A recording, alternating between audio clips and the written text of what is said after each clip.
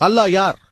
அல்லாஹ்வை பற்றிய சிறந்த விளக்கத்தை தருவதற்கு சூரா இக்லாஸ் அத்தியாயம் 112 வசனங்கள் 1-4 வரை குர்ஆன் சொல்கிறது, குல் ஹு அல்லாஹு அஹத், நீர் கூறுவீராக அல்லாஹ் அவன் ஒருவனே.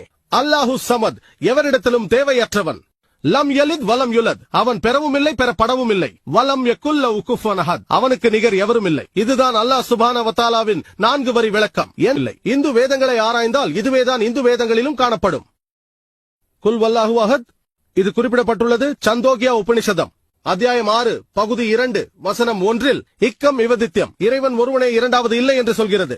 இரண்டாவது சோதனை, அல்லாஹு சமத், அல்லாஹ் எவரிடத்திலும் தேவையற்றவன். பகவத்கீதை அத்தியாயம் 10 வசனம் 3 கூறுகிறது, இறைவன் பிறக்காதவன், அவனுக்கு தொடக்கமும் முடிவும் இல்லை, அகிலங்கள் அனைத்திற்கும் அவனை உன்னத இறைவன். மூன்றாவது சோதனை, லம் யலித் வலம் யுலத், அவன் பெறவும் இல்லை, யாராலும் பெறப்படவும் இல்லை. இது குறித்து ஸ்வேதா உபனிஷதம் அத்தியாயம் 6 வசனம் 9 நாச்சஸ்ய கசிஜ் ஜனிதா ந சதிபா, அவனுக்கு எஜமானர்களும் இல்லை, அவனுக்கு பெற்றோர்களும் இல்லை, எல்லாம் வல்ல இறைவனுக்கு தந்தையும் இல்லை, தாயும் இல்லை. வலம் யகுல் லஹு குஃபுவன் அஹத், அவனுக்கு நிகர் எவரும் இல்லை. ஸ்வேதா உபனிஷதத்தில் குறிப்பிடப்பட்டுள்ளது அத்தியாயம் 4 வசனம் 19. மேலும் யஜுர்வேதம் அத்தியாயம் 32 வசனம் 3 அது கூறுகிறது, ந தஸ்ய பிரதிமா அஸ்தி, அந்த கடவுளுக்கு உருவம் கிடையாது, சிலையும் கிடையாது, உருவகமும் இல்லை, நிழற்படமும் இல்லை, சிற்பமும் இல்லை. இதை யார் கூறுகிறார்? யஜுர்வேதம் அத்தியாயம் 32 வசனம் 3 தான் இப்படி கூறப்பட்டுள்ளது.